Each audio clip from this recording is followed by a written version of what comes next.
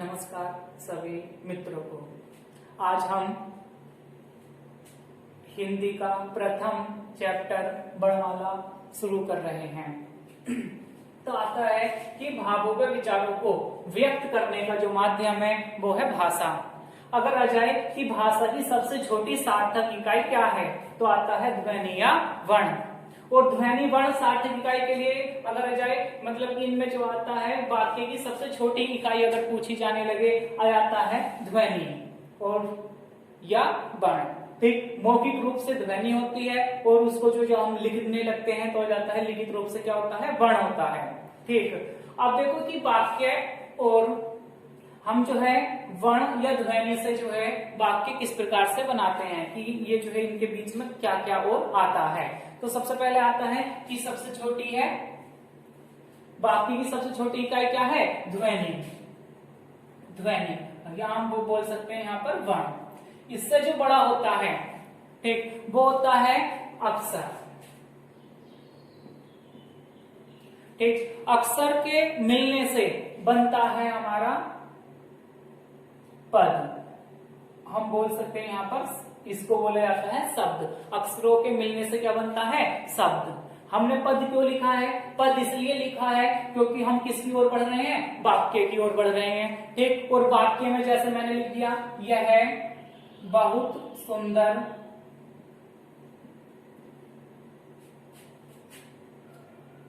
यह बहुत सुंदर कार है। तो देखो यहाँ पर जो यह है, बहुत है, सुंदर है, कार है, ये जो है, ये जो आए हुए इनको हम जो है पद बोलेंगे, शब्द नहीं। ठीक है, अगर ये जो है वाक्य के बाहर प्रयोग किए जाते, अगर लिखा जाता यह क्या है, तो हम बोल सकते हैं यहाँ पर ये शब्द है एक। ठीक, हम जानते हैं कि ये जो है सर्वनाम में भी आता है।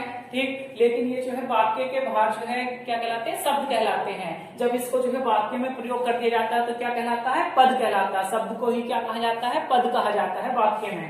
ठीक, तो हम जो है वाक्य की ओर बढ़ रहे हैं, और जब हम वाक्य की ओर बढ़ रहे हैं, ठीक, तो हम जो है जब अक्षरों को मिलाया जाएगा तो हम क्या लिखेंगे, पद। ठीक, फिर इसी को हम क्या बोल सकते हैं, शब्द। ब्रैकेट में मैंने लिख दिया है। ठीक, सभी को पता चल चुका होगा। ठीक, जब जो है पदों को मिलाया जाता है, ठीक है, तो आता है कि पदबंध का निर्माण होता है। ठीक है, बनता है। और जो है पदबंध से जो है क्या बन जाता है, उपवाक्य। उपवाक्य, और उपवाक्य से जो बड़ा क्या होता है, वाक्य।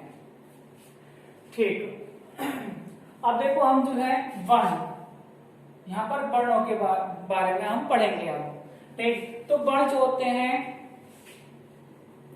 वर्ण, तो आज आता है कि वर्णमाला। वर्णमाला किसको कहा जाता है, तो वर्णमाला जो होती है वर्णों के सुव्यवस्थित समूह को, वर्णों के सुव्यवस्थित समूह को जो है क्या कहा जाता है, वर्णमाला कहा जाता है। ठीक, तो आ जाते हैं वर्ण। वर्ण जो है दो प्रकार के होते हैं, एक होता है हमारा स्वर, एक दूसरा होता है हमारा व्यंजन। ठीक, और हम सबसे पहले पढ़ने जा रहे हैं स्वर। ठीक, तो हम जो है स्वर पढ़ने जा रहे हैं।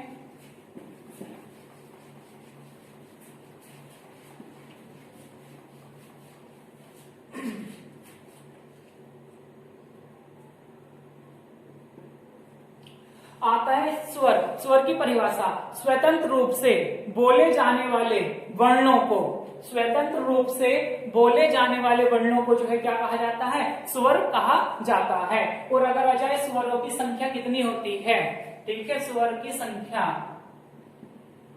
तो हम जो है बताएंगे 11 होती है। ठीक, इनकी जो संख्या होती है वो कितनी होती है, 11 होती है। तो हमारे जो स्वर है, अगर आ जाता है कि कुल स्वरों की संख्या, तो हमें बताना है कि 13 होती है। ठीक, अगर आ जाए कि उच्चारण के अनुसार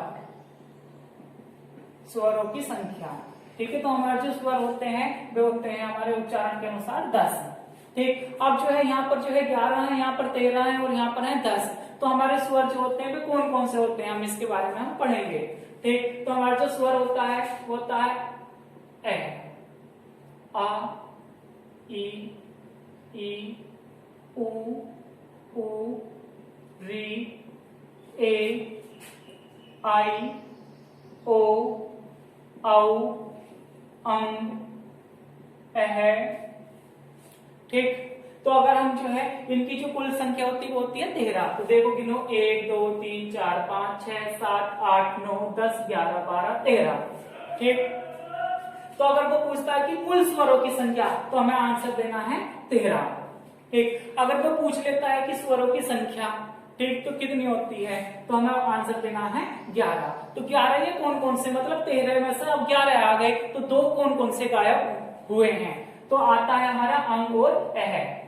ये दोनों जो है गायब हो जाते हैं, हटा दिए जाते हैं। क्यों? क्योंकि ये जो है दोनों जो है व्यंजन ध्वनियों में भी रखा जाता है। इनको जो है ये व्यंजन ध्वनियों में भी रखा जाता है, व्यंजन ध्वनि, ठीक है। क्योंकि ये जो है अयोगवाह वर्ण होते हैं, अयोगवाह, ठीक है, अयोगवाह वर्ण है। अगर आ जाए कि अयोगवाह वर्ण कौन कौन से हैं, ठीक है, अंग और अह है, ठीक।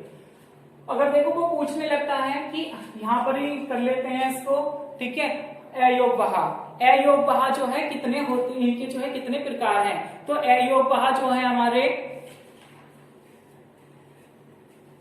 3 प्रकार के होते हैं।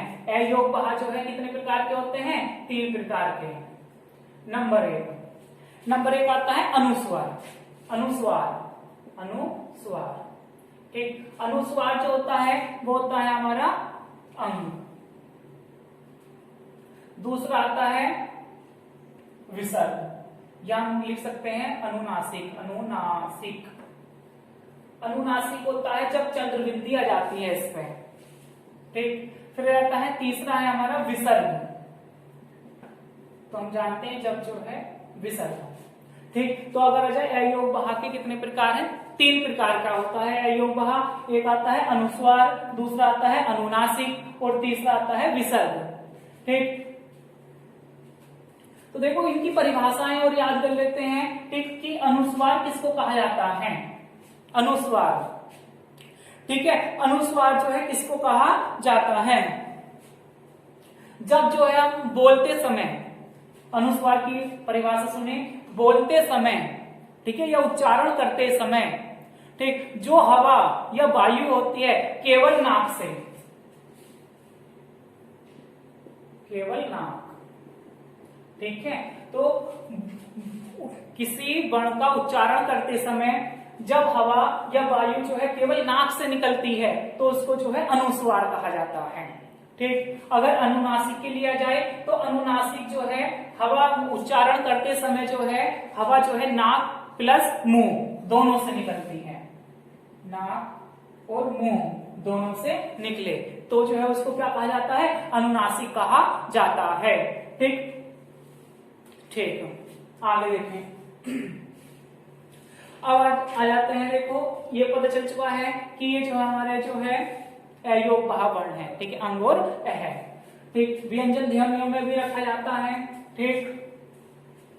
तो आ जाते हैं कि उच्चारण के अनुसार स्वरों की जो संख्या है वो कितनी है, 10 है, कितनी है, 10, ठीक। तो इसमें जो है किसको हटा दिया जाता है, तो हमारे जो री है, ठीक है, इसको जो है हटा दिया जाता है, ठीक है, री को हटा दिया जाता है, ठीक। आगे चलते हैं, हम अब पढ़ेंगे स्वरों का वर्गीकरण। अब जो हम स्वरों का वर्गीकरण पढ़ेंगे, ठीक,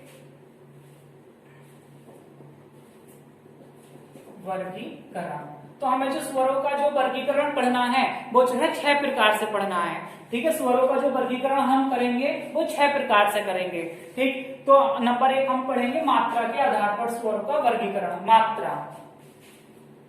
मात्रा के आधार पर स्वरों का वर्गीकरण, ठीक। तो मात्रा के आधार पर जो स्वरों का वर्गीकरण होता है, ठीक, तो वे हो जाते हैं, इसका जो वर्गीकरण होता है, तो मात्रा के आधार पर जो अगर आ जाए स्वरों के भेद कितने होते हैं, ठीक, तो हमें जो है ये 3 प्रकार से वर्गीकरण हो सकता है, या अगर भेदों की संख्या आ जाए तो तब भी 3 लगाना है हमें, ठीक। तो ये मात्रा के आधार पर जो है स्वरों का वर्गीकरण किस किस प्रकार से होता है, या मात्रा के आधार पर स्वर जो है कौन कौन से होते हैं। तो नंबर 1 मात्रा जो है यहाँ पर जो है ये समय, हम जो है किसी वर्ण को कितने समय में उच्चारण कर रहे हैं, ठीक, उसको जो है हम मात्रा नाम दिया जाता है। ठीक है, एक मात्रा का जो समय होता है वो पलक झपकने का समय माना जाता है। ठीक, तो हमारे जो मात्रा के आधार पर जो स्वर है वे जो है 3 प्रकार के होते हैं। ठीक, नंबर 1 है हमारा ह्रस्व स्वर,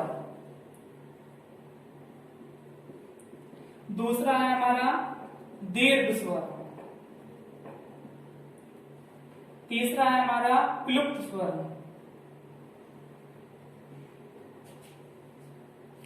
ठीक, आ जाता है ह्रस्वर। ह्रस्वर किसको कहा जाता है? जिसके उच्चारण में एक मात्रा का समय लगता है, जिसके उच्चारण में एक मात्रा का समय लगता है, उसको जो है कहा जाता है ह्रस्वर में रखा जाता है। अगर आ जाए कि ह्रस्वरों की संख्या कितनी है, ह्रस्वरों की संख्या कितनी है, ह्रस्वरों की संख्या कितनी है, तो इसकी संख्या होती है 4।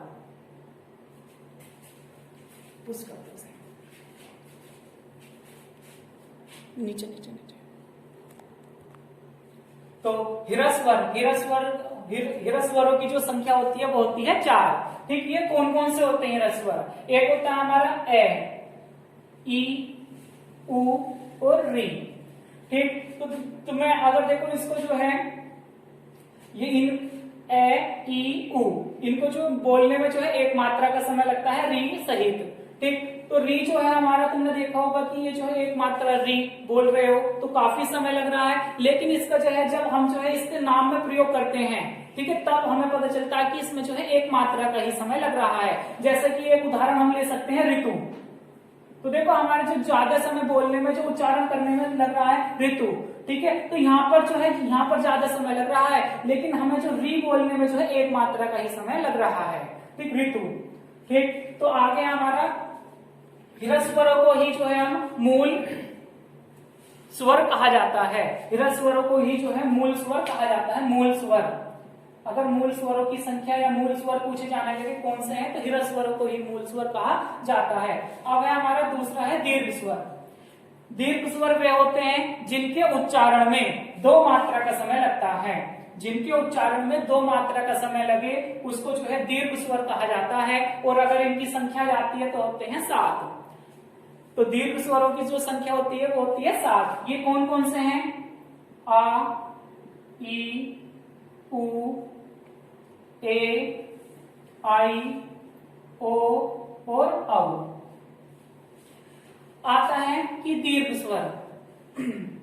दीर्घ स्वर जो है हमारे 7 होते हैं और दीर्घ स्वर भी जो है 2 प्रकार के होते हैं। दीर्घ स्वर भी जो है 2 प्रकार के होते हैं। एक आता है हमारा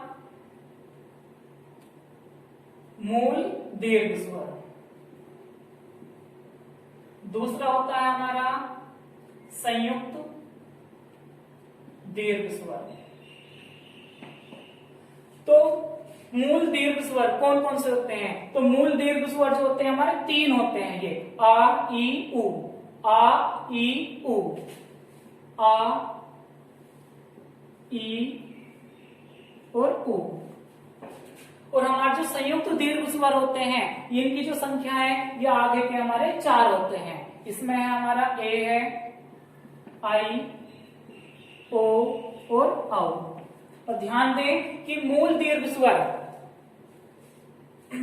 ये जो है ये किस प्रकार से बनाए जाते हैं? तो हमारे जो है मूल दीर्घ स्वर जो है ये जो है आ का जो निर्माण होता है, ठीक है, आ, ए प्लस एस है, ई जो है ई प्लस ई, उ जो है उ प्लस उ।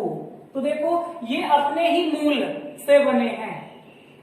देखो यहां भी ए, यहां भी ए, तो आ बना, ई ई, उ उ, ठीक है। तो ये अपने ही मूल से बन रहे हैं, इसलिए जो है इनको जो है मूल दीर्घ स्वर कहा जाता है। और ये समान जाति के हैं, इसीलिए जो है इनको सहजातीय भी कहा जाता है, सहजातीय। अगर आ जाए कि सहजातीय स्वर कौन से हैं, तो हमारे जो है जो मूल दीर्घ स्वर होते हैं वही जो है सहजातीय स्वर होते हैं। ठीक, फिर आ जाता है कि संयुक्त दीर्घ स्वर। संयुक्त दीर्घ स्वरों की संख्या हमारी 4 होती है। ठीक, ए आई ओ औ।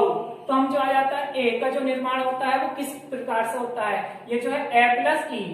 तुमने देखा होगा कि आ, ई और उ ये हमारे जो है कौन सी संधि की पहचान होते हैं, दीर्घ संधि की पहचान होते हैं, दीर्घ संधि की पहचान होते हैं ये वर्ण।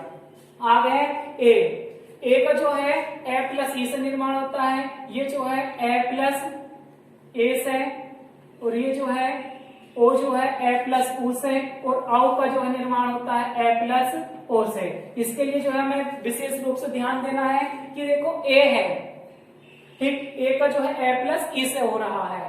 ठीक, आगे देखो आई का जो है ए प्लस ए से, मतलब कि जो बड़ा वाला है वो अपने ही छोटे वाले से मिलकर बनता है। ए तो सभी में रहना है, देखो सभी में ए है शुरू में, लेकिन दूसरा जो वर्ण है हमारा, ठीक, वो जो है ए के लिए ए प्लस ई, लेकिन बड़ा जो है आई जो है उसके लिए हम छोटे वाले का प्रयोग करेंगे आगे। देखो जैसे ओ है तो ए प्लस ओ, ठीक है, औ है ये बड़ा है तो हमारा छोटा वाला आ जाएगा इसमें ओ। ठीक, ये देखो ये अलग अलग जाति के हैं। ठीक, तो हमारा देखो ये ए है और ये ई है, ठीक, अलग अलग जाति के हैं, इसलिए के लिए जो है आ जाता है, इसीलिए जो है संयुक्त दीर्घ स्वरों को जो है बीजातीय कहा जाता है, बीजातीय। ठीक, और हम जो है उच्चारण स्थान जो याद होंगे वे इस यहां से ही होंगे। ठीक, कि ए जो है हमारा कंठ्य होता है, ई जो है तालव्य होता है, तो हम बोल सकते हैं कंठ तालव्य, ए का उच्चारण स्थान। आगे मैं बताऊंगा, याद कराए जाएंगे, ठीक है, समझाया जाएगा आपको। ठीक, आगे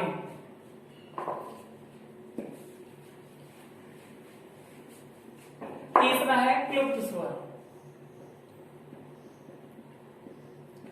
तो देखो क्लुप्त स्वर क्या होते हैं, ये जो है क्लुप्त स्वरों को जो है 3 मात्रा से 5 मात्रा का समय इनके उच्चारण में लग जाता है। क्लुप्त स्वरों के जो उच्चारण में जो है 3 मात्रा से 5 मात्रा का समय लग जाता है। ठीक, तो ये जो है हम जब इनका जो प्रयोग किया जाता है क्लुप्त स्वरों का नाटक में, नाटक के संवादों में जो है, या किसी को पुकारने में जो है इनका प्रयोग किया जाता है। जैसे हम जो है किसी को पुकारने लगते हैं राम, तो देखो राम,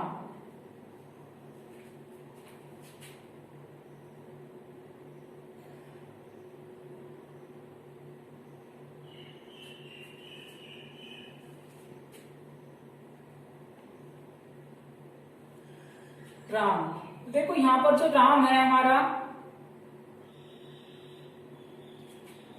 राम, यहां पर अगर आ जाए कि कौन सा स्वर, कि कौन सा स्वर जो है क्लुप्त है, तो हमारा जो देखो ये निशान होता है, चिन्ह होता है, संकेत होता है, इससे जो पहला वाला जो स्वर होता है वो ही क्या होता है, क्लुप्त होता है।